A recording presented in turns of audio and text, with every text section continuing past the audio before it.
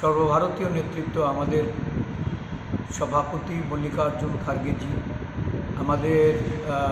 প্রিয় নেতা রাহুল গান্ধীজি এবং জেনারেল সেক্রেটারি অর্গানাইজেশন বেণুগোপালজি আমাদের সঙ্গে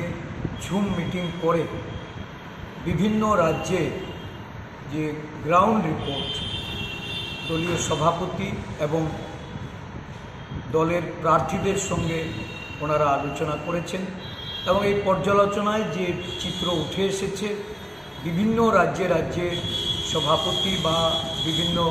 ক্যান্ডিডেটরা বা ইনচার্জরা তারা যেভাবে তাদের মতামত প্রদান করেছেন এবং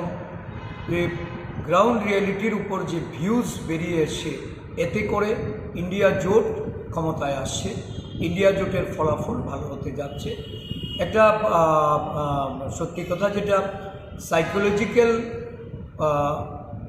উইপন ইউজ করে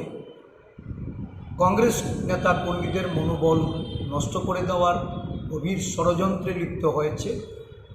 ভারতীয় জনতা পার্টির সপক্ষে গদি মিডিয়া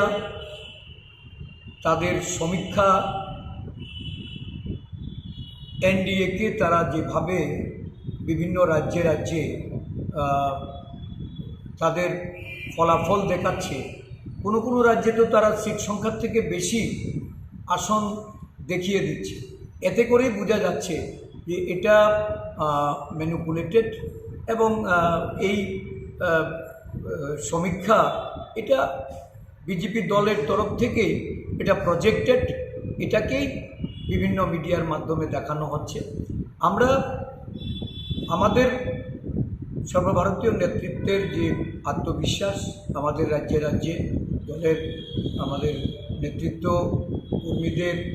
তাদের যে রিপোর্ট, সেই রিপোর্টের উপর ভিত্তি করে এটা পরিষ্কার ইন্ডিয়া জোট ক্ষমতায় আসছে।